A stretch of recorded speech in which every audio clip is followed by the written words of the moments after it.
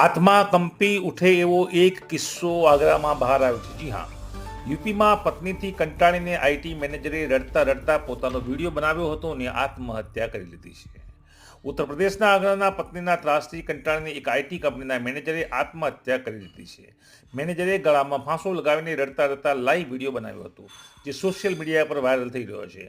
આ વિડીયોમાં પીડિતે તેની પત્નીને આત્મહત્યા માટે જવાબદાર ગણાવી હતી. આ મામલે મૃતકના પિતાએ પોલીસ મથકમાં ફરિયાદ નોંધાવી છે. આ ઘટનાની બેંગ્લુરુના અતુલ સુભાષ સુસાઇડ કેસની યાદ પણ તાજા કરાવી છે.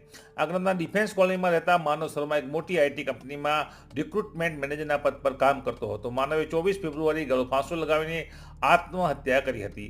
મોતને ગળે ભેટતા પહેલા માનવે રડતા રડતા દર્દનાક વિડીયો બનાવ્યો હતો, જેમાં તેણે પોતાની પત્નીના ચરિત્ર પર સવાલો ઉઠાવ્યા હતા.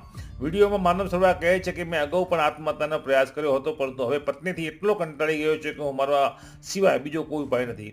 માનવે કાયદા અને વ્યવસ્થા પર સવાલ ઉઠાવતા પુરુષોને પ્રોટેક્ટ કરવા માટે નવો કાયદો બનાવવાની વાત કહી હતી. પોતાના અંતિમ વિડીયોમાં માનવ કહે છે કે પપ્પા સોરી, મમ્મી સોરી, અક્કુ સોરી, હવે હું વિદાય લઈ રહ્યો છું. પુરુષોને પ્રોટેક્ટ કરવા માટે કાયદાની જરૂર છે. પ્લીઝ પુરુષો વિશે કોઈ તો વાત કરો. મરતા પહેલા માનવે મા બાપને હેરાન ન કરવા પણ અપીલ કરી હતી.